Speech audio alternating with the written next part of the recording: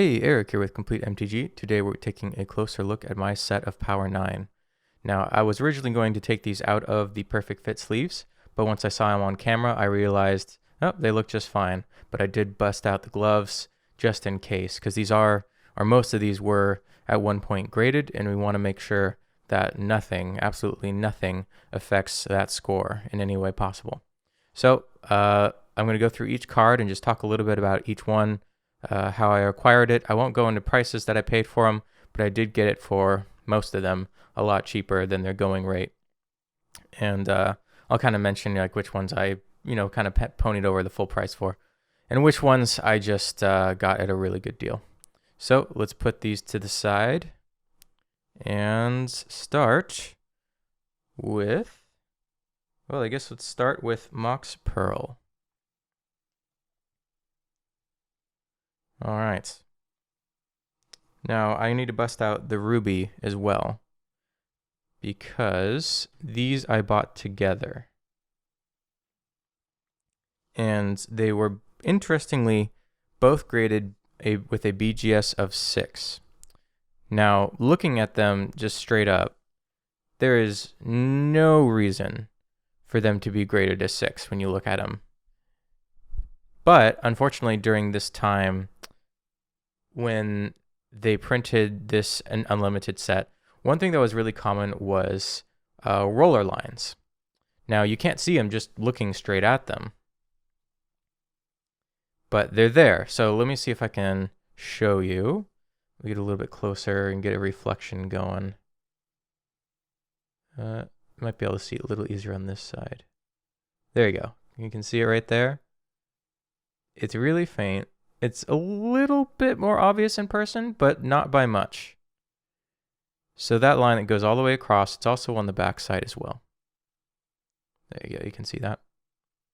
Other than that, these cards are perfect. A little bit off center. I think the centering was an 8. The corners was a 9. The edges was a 9, and then the surface was a 5. And if you get a surface of 5, you can't grade it any higher than a 6, apparently. Even if everything else was a 10, nothing, you can't get any much higher than that when something throws off the curve so much. But to me, I didn't really care. When I saw that, I saw how good and perfect condition they were. Except for that, I just said, you know what, I'm going to get them. And I got them for really cheap because of it. I think it was a good trade-off. And honestly, I think if I got these regraded, it would probably be a little bit higher. Because, as you'll see in a second, the Sapphire that I have also has those lines, but it was graded an 8.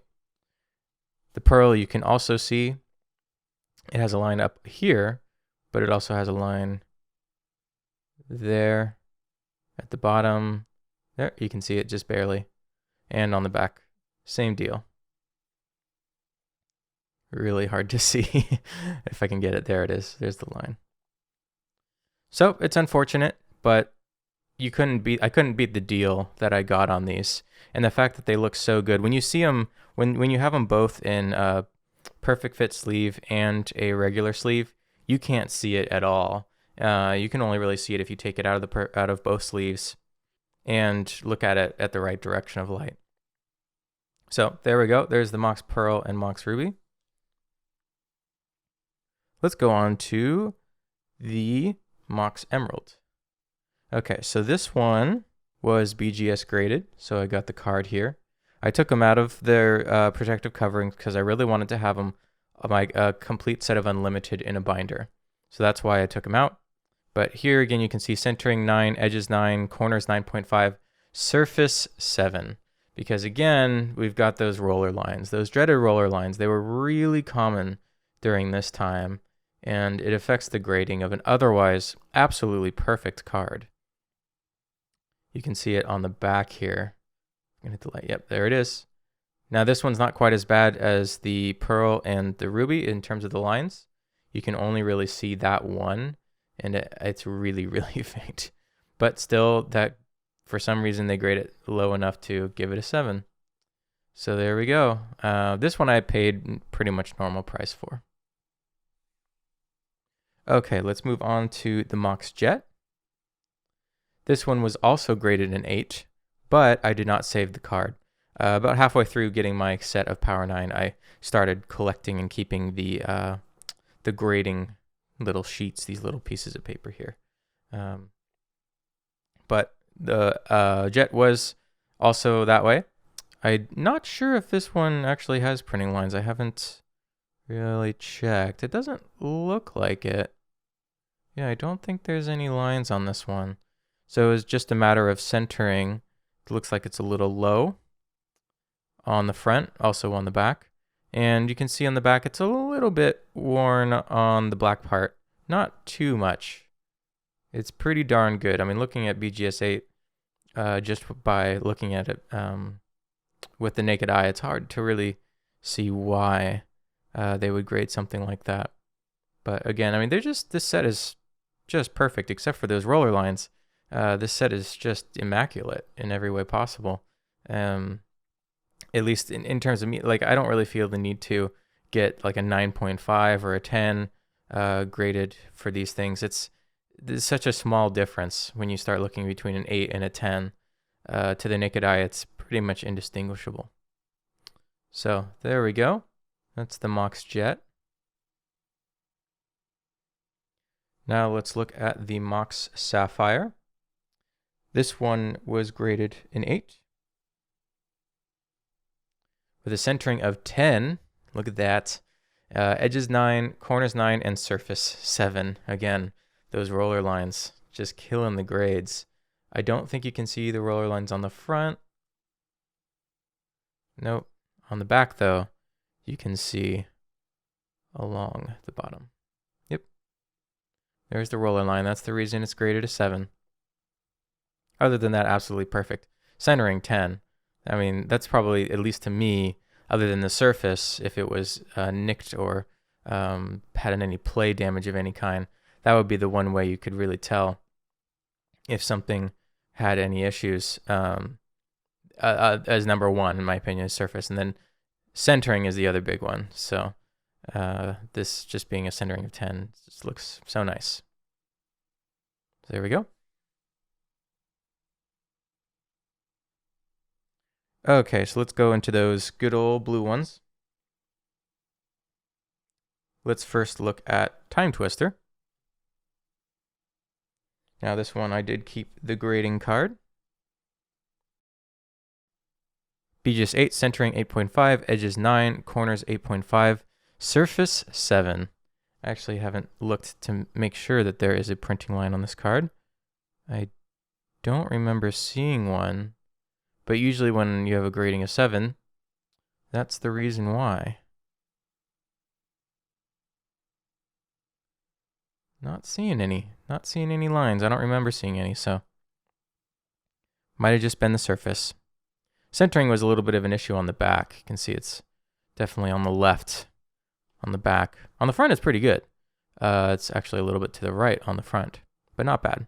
So 8.5 makes sense there. There we go, but other than that, still looks really good. Really pristine. Okay, I can see on the back a little bit of wear. And this corner right here has a little bit of wear as well. So that might have been why the surface was given a 7. Okay. Yeah, hard to grab those things. And Time Walk. This one was also graded 8, but I did not save the little card.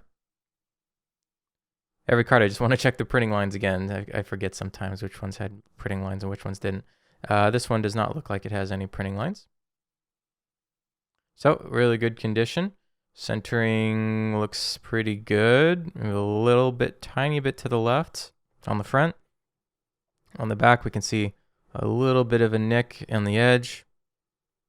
Centering looks really good, though. So, there we go. Next, Ancestral Recall. This one was not graded, actually, but I got it from a really trusted source, and I did get it for a also good price. Forgot to mention the Sapphire I got at a pretty good price, a little bit under normal. The Emerald I got at normal price. The Mox Jet I got at normal price. The Time Twister and Time Walk, pretty much normal price. I also got those a little bit under. So all the blue ones I got just a little bit under.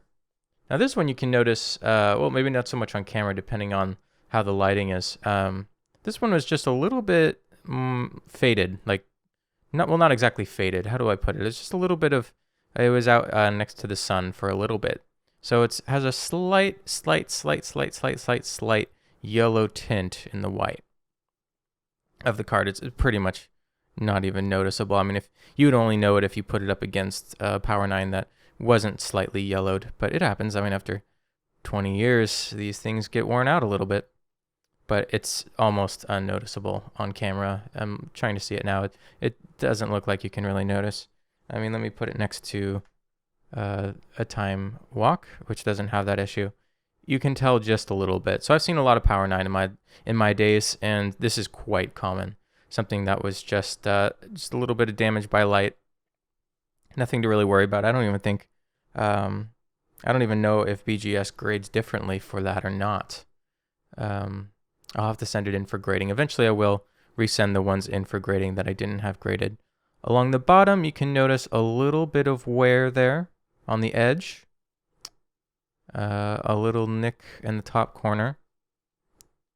If I had to guess, this is probably more like a 7.5, at least in my opinion, but quite possibly could receive an 8. There's no printer lines on this one, so we wouldn't get dinged on the surface points for that, but it's pretty solid, pretty solid. Of all the cards in my collection, this is probably the least well graded. All right, and now for the big one. Here comes the Lotus. So this one was signed. This one I spent a lot of time trying to decide which Lotus I wanted to be in my collection. And I looked so closely through everything.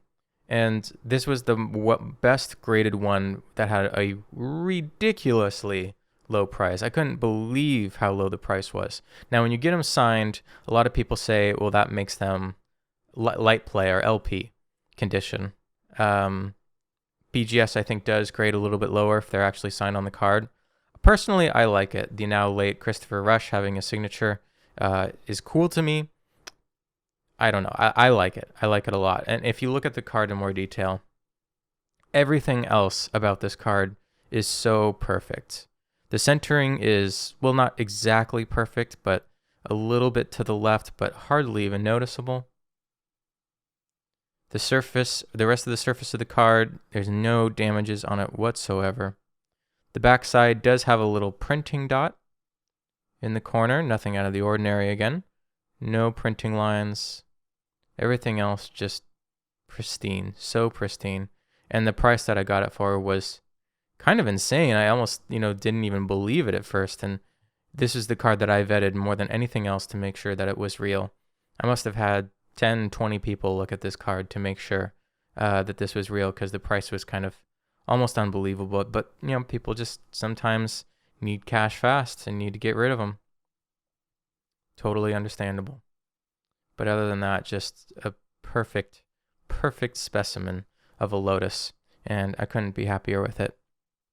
Now, some people also consider Time Vault to be part of the quote-unquote Power 10, so I will show my Time Vault, also in great condition. This is also graded in 8. I don't know what it is about 8s. I just like to pick them up. Usually because they're the cheapest of the near mints that you can get. 7.5 you can start telling, if a card had any issues or had any wear or something like that, unless you have those surface rolls on the Ruby and the Pearl that were a 6. But a 9 or a 9.5 or a 10, those are collector's items, and they go for so much more. I'm not so much worried about that. Mine don't need to be absolutely perfect.